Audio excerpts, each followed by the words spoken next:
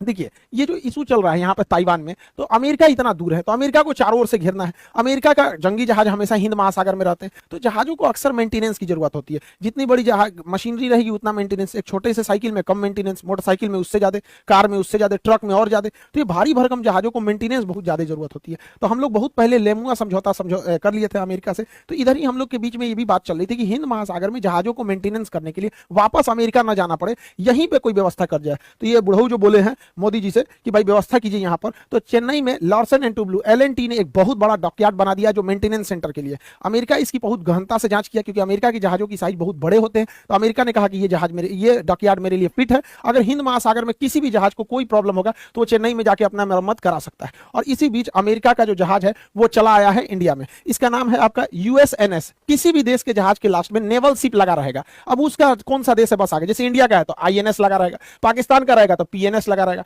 China का रहेगा तो सीएनएस लगा रहेगा, यूएस का रहेगा तो यूएसएनएस लगा रहेगा यहाँ पर। तो सबका अपना, फ्रांस का रहेगा तो अलग लगा रहेगा। इसका रॉयल नेवल शिप, ये तो ब्रिटेन वाला लिखता है, जो हम लोग पे राज किया था सब ब्रिटेन वाले, सब रॉयल नेवल शिप लिखता है सब। तो भारत, ये अमेरिका का जहाज US naval ship Charles Drew ये लंगर डाल दिया, और ये लगभग 10 दिन रहने वाला है। अभी 8 तारीख से लेके मतलब काफी 10-12 दिन तक इसका मेंटेनेंस होगा। ये अमेरिका का वो जहाज है जो दूसरे जहाजों को सप्लाई देता है, दूसरे जहाजों को फ्यूल भरता है, दूसरे जहाजों में खाना पहुंचाता है, दूसरे जहाजों में मेंटेनेंस का काम देखता है, दूसरे जहाजों में मेडिकल इक्विपमेंट पहुंचाता है। तो सोचो जो दूसरे का पेट भर रहा तो ओकरे भूख लग गया, यही बिगड़ गया। तो ये आया है अभी चेन्नई में। ये इतना भारी भरकम जहाज है कि ये एक साथ दो जहाजों को मेंटेनेंस, देखिए यहां से वायर लगा देता है और इसमें फ्यूल भर देता है, उसी तरह इधर से ऐसे वायर लगा के इसमें फ्यूल भर देगा। तो एक साथ दो जहाजों में फ्यूल भरता है। तो जब यहाँ फ्यूल भरा जाता है तो पैरेलली इस जहाज से इस जहाज में एक रस्सी बांध दिया जाता है और सामानों को दोनों साइड से दोनों जहाजों में भर दिया जाता है। तो आप कहेंगे कि इसमें सामान कहां से आता है, तो हेलीकॉप्टर इस पे पहले से ले आके रख देते हैं और ये सब में जाके भर देता है। तो फ्यूल पाइप होता है, साथ में फ्यूल भर देता है।